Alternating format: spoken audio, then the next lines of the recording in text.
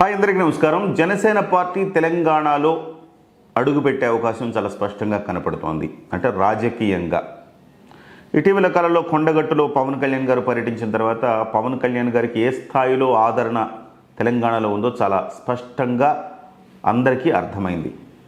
నిజానికి పవన్ కళ్యాణ్ గారు ఇటువైపు ఈ రాజకీయాల్లోకి ఆంధ్రప్రదేశ్ నుంచి తెలంగాణ రాజకీయాల్లోకి అంత రావాలన్న ఆసక్తి ఆయనలో పెద్దగా కనపడలేదు మొదటి నుంచి కూడా.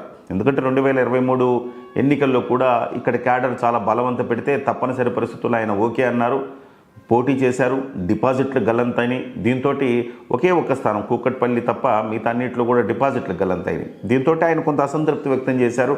సరే, ప్రస్తుతానికైతే తెలంగాణలో ఆయనకు పోటీ చేసే ఉద్దేశం ఏ క్వశ్చన్ లేదు. కానీ ఇటీవల కాలంలో తెలంగాణ నాయకులు పవన్ కళ్యాణ్ గారిని కార్నర్ చేశారు. ఈ కార్నర్ చేసిన అంశం పవన్ కళ్యాణ్ గారికి చాలా బాగా ఉపయోగపడిందని చెప్పాలి. ఎందుకు అంటే కోస్తా జిల్లాలో ఆయన పర్యటిస్తున్నప్పుడు దిష్టి తగిలిందన్న వ్యాఖ్యల నేపథ్యంలో పవన్ కళ్యాణ్ గారిని టార్గెట్ చేసి ఆయన కార్నర్ చేసే ప్రయత్నం చేశారు.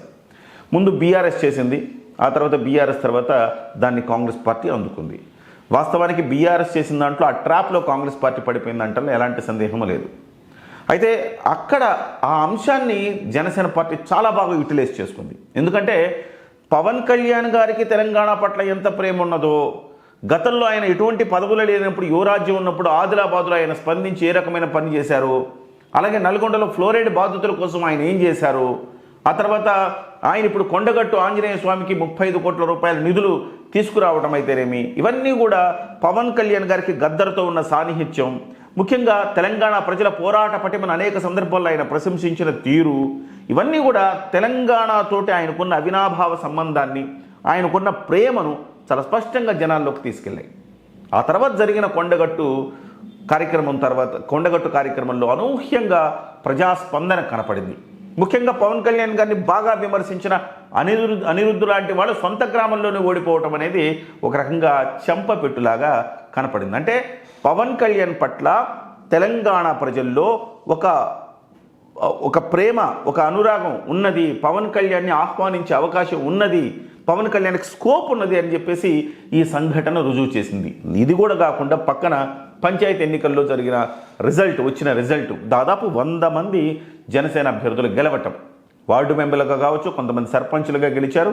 సో ఓవరాల్గా చూస్తే ఒక 100 మంది జనసేన పార్టీ ఎటువంటి సహాయ సహకారం కానీ, పార్టీ నుంచి ఎటువంటి పుషప్ కానీ, ఎంకరేజ్మెంట్ కానీ లేకుండా కేవలం పవన్ కళ్యాణ్ గారు బొమ్మ పెట్టుకునే 100 మంది గెలిచారంటే పవన్ కళ్యాణ్ గారి మానియా ఇక్కడ ఉన్నది, దాన్ని యూటిలైజ్ చేసుకోవటంలో మాత్రమే పార్టీ వెనుకబడి ఉన్నది అనేది మనందరికి తెలిసిన సత్యం. అయితే కొండగట్టుకు వెళ్ళిన తర్వాత పవన్ కళ్యాణ్ గారు అక్కడ క్యాడర్తో సమావేశమయ్యారు. క్యాడర్తో సమావేశమైన తర్వాత క్యాడర్ కూడా చాలా ఉత్సాహంగా ఉంది. డెఫినెట్ ఈ అన్ని అంశాలు చర్చకొచ్చి రాబోయే మున్సిపల్ ఎన్నికల్లో మన సత్తా చూపించాలన్న ఒక నిర్ణయానికైతే జనసేన పార్టీ రావడం జరిగింది. అందులో భాగంగా రామ్ తాళ్ళూరు గారు దీనికి సంబంధించి 30 రోజుల పాటు ఒక అడ్హాక్ కమిటీ నియమించారు. ప్రతి మున్సిపాలిటీకి ఇన్ఛార్జీలను కూడా ఆయన ఖరారు చేశారు.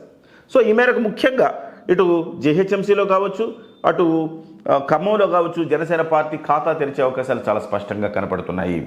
అవే కాకుండా ఇటీవల కాలంలో ఎక్కడైతే పంచాయతీ ఎన్నికల్లో పవన్ కళ్యాణ్ గారి హవా కనపడిందో అలాంటి చోట్ల అక్కడున్న మున్సిపాలిటీల్లో కూడా కొంత పార్టీ దాని మీద దృష్టి పెట్టింది. అయితే తద్వారా ఈసారి మాత్రం ఖచ్చితంగా మున్సిపల్ ఎన్నికల్లో బలంగా పోటీ చేయాలనే నిర్ణయానికి వచ్చింది. అయితే మరోవైపు బీజేపీ మాత్రం తాము ఒంటరిగా పోటీ చేస్తాం అని చెప్పి సెల్ఫ్ గోల్ వేసుకుంది అని చెప్పాలి. వాస్తవానికి పవన్ కళ్యాణ్ గారికి ఇవాళ కేవలం ఆంధ్రప్రదేశ్కు చెందిన మనిషి కాదు, ఆయన జాతీయ సంపద అనే అంశం ఇవాళ పలు సందర్భాల్లో పలు మేధావులు చర్చల్లో తీసుకొస్తా ఉన్నారు. ఎందుకు జాతీయ సంపద? ఆయనకు దేశభక్తి మెండుగా ఉంది.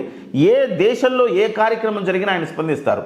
ఆయన ముఖ్యంగా పెహల్గావ్ ఘటన జరిగిన తర్వాత ఆయన స్పందించిన తీరు కావచ్చు, మొన్న అందుల క్రికెట్ జట్టు భారత్ నుంచి వెళ్ళి వరల్డ్ కప్ గెలిచిన తర్వాత ఆయన చూపించిన ప్రేమ కావచ్చు, ఇవన్నీ చూస్తే ఆయన కేవలం రాష్ట్రానికి సంబంధించిన వ్యక్తి కాదు, అది ఆయన జాతీయ సంపద అనేది అందరికీ అర్థమయ్యే విషయం. అయితే ఈ నేపథ్యంలో పవన్ కళ్యాణ్ గారు బాధ్యతలు తీసుకున్న తర్వాత నుంచి ఆంధ్రప్రదేశ్లో ఆయన చేస్తున్న కార్యక్రమాలు చూసిన తర్వాత తెలంగాణలో కూడా ఇలాగద నాయకుడు అంటే ఉండాలి, ఇలాంటి నాయకుడు మనకెందుకు లేడు అనే ఒక భావన మొదలైంది. తద్వారా పవన్ కళ్యాణ్ గారి ఇమేజ్ అమాంతం పెరిగింది. తెలంగాణ ప్రజల్లో మనము సాటి తెలుగువారు, మనల్ని ప్రేమిస్తారు పవన్ కళ్యాణ్ గారు, ఆయన పార్టీ మనకు కూడా కావాలన్న ఒక కాంక్ష తెలంగాణ ప్రజల్లో మొదలైంది. ఇవాళ మున్సిపల్ ఎన్నికల్లో ఖచ్చితంగా బలంగా పోటీ చేద్దామన్న నిర్ణయానికి జనసేన పార్టీ వచ్చింది.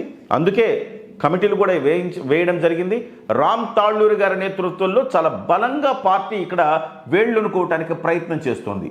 గతంలో లేని ఒక బజ్ ఏదో పార్టీలో కనపడుతోంది. గతంలో అంత జోషు, హుందాతనం, లేకపోతే జోషు, లేకపోతే ఒక సంతోషం, ఒక రకమైన వేగం అంటారు కదా, అలాంటివేమీ గతంలో లేవు. కానీ ఎందుకో ఈ మధ్య కాలంలో కొండగట్టు పర్యటన తర్వాత ఒక రకంగా జనసేన పార్టీలో ఆ జోష్ అయితే వచ్చింది. ఎక్కడో మళ్ళీ మనం కూడా విజయం సాధిస్తాం, తెలంగాణలో మళ్ళీ మనం మన పతాక ఎగురవేస్తాం తెలంగాణలో అన్న ఒక భావన అయితే జనసేన కార్యకర్తలు చాలా స్పష్టంగా కనపడుతోంది. అందులో భాగంగా జీహెచ్ఎంసీలో కనీసం 15 నుంచి 20 స్థానాల్లో పోటీ చెయ్యాలి, బలంగా పోరాడాలని జనసేన పార్టీ నిర్ణయించింది. అదే సమయంలో ఇటు ఖమ్మంలో కూడా బాగా బలమైన స్థానాల్లో ఎంచుకుని పోటీ చేయాలని నిర్ణయించింది. ఎక్కడైతే పార్టీకి బలం ఉందో ఆయా ప్రాంతాల్లో ఒక ఫోకస్డ్గా పనిచేయాలని నిర్ణయించింది. అయితే రాజకీయ పండితుల అంచనాలు అయితే ఖచ్చితంగా ఒక 15 కనుక ఫోకస్ చేస్తే జీహెచ్ఎంసీ ఎన్నికల్లో 5 నుంచి 6, 7 వరకు గెలిచే అవకాశం ఉంది అనేది ఒక అంచనా కనపడుతుంది. అదే సమయంలో ఖమ్మం లాంటి ప్రదేశాలు, అంటే ఖమ్మం అని ఎందుకు చెప్తున్నానంటే ఖమ్మం అనేది ఇటువైపు కృష్ణా జిల్లాతో సంబంధ బాంధవ్యాలు బాగా కలిగి ఉంటుంది. ఆల్మోస్ట్ వాళ్ళు ఇదేదో మనం తెలంగాణ అన్న భావన ఉండదు, ఉభయ రాష్ట్రాలకు చెందిన మనుషుల్లాగా కనబడతారు అక్కడ ఖమ్మంలో. కాబట్టి అక్కడ కూడా కొంతవరకు రాజకీయ ప్రభావం, ఆంధ్రప్రదేశ్ ప్రభావం అక్కడ బాగా కనబడుతుంది. కాబట్టి అక్కడ కూడా పవన్ కళ్యాణ్ గారు కొన్ని స్థానాల్లో ఖచ్చితంగా విజయం సాధించే అవకాశం స్పష్టంగా కనపడతా ఉంది. అయితే మరి పవన్ కళ్యాణ్ గారు ఇన్ని స్థానాల్లో పోటీ చేసి ఆయన తన ప్రభావం చూపిస్తారు. అదే సమయంలో ముఖ్యంగా బీజేపీ తీవ్రంగా నష్టపోయే అవకాశం అయితే స్పష్టంగా కనపడతా ఉంది అక్కడ. ఎందుకు అంటే ఇక్కడ పవన్ కళ్యాణ్ గారిలో యువత, మధ్యతరగతి, పట్టణ ఓటర్లు చాలా కీలకంగా పవన్ కళ్యాణ్ గారితో ట్రావెల్ చేస్తున్నారు అన్న అంశాన్ని మనం గుర్తుంచుకోవాలి. ఇదే సెక్టరు ఇటు బీజేపీకి, టీడీపీకి కూడా ఉంటుంది. టీడీపీ ఎలాగో పోటీ చేయట్లా, కానీ బీజేపీకి కూడా ఇదే సెక్టర్ ఉంటుంది. మరి అటువంటప్పుడు ఈ సెక్టర్ ఓట్లు పవన్ కళ్యాణ్ కనుక చీలిస్తే అది బీజేపీకి నష్టం చేసే అవకాశం ఉంది. లేదు కేంద్రం జోక్యం చేసుకుని, లేదు మీరు కలిసి పోటీ చేయాలని ఒక నిర్ణయానికి కనుక రాగలిగితే ఖచ్చితంగా జనసేన ఖాతాలో 5 స్థానాలు అయితే ఖచ్చితంగా హైదరాబాద్ జీహెచ్ఎంసీలో వేసుకోవచ్చు. ఇక మిగతా ఎన్ని వస్తే అన్ని బోనస్ అనుకోవచ్చు అనమాట. సో ఈ రకంగా చూస్తే జనసేన పార్టీ ఎటు చూసినా, అటు చూసినా ఇటు చూసినా జనసేన పార్టీ అయితే ఖచ్చితంగా తెలంగాణలో తన పతాక ఎగురవేసే అవకాశం చాలా స్పష్టంగా కనపడుతోంది. ముఖ్యంగా ఇందులో డ్యామేజ్ అవ్వాలా లేదనేది బీజేపీ ఆలోచించాలి. బీజేపీ తర్వాత డ్యామేజ్ అయ్యేది మాత్రం బీఆర్ఎస్గా కనపడుతోంది. ఎందుకంటే బీఆర్ఎస్ వైపు ఇక్కడ సెటిలర్లు ఎక్కువ మంది మొగ్గు చూపారు. మరి అటువంటప్పుడు రెండో డ్యామేజ్ ఏదైనా ఉంటే అది బీఆర్ఎస్కి అయ్యే అవకాశం ఉంది. ఒకటైతే వాస్తవం, జనసేన పార్టీ ఎన్ని గెలుస్తుందన్నది పక్కన పెడితే ఖచ్చితంగా ప్రభావం అయితే చూపిస్తుంది. కొన్ని పార్టీల తలరాతలు అయితే మార్చే అవకాశం అయితే చాలా క్లియర్గా కనపడుతోంది.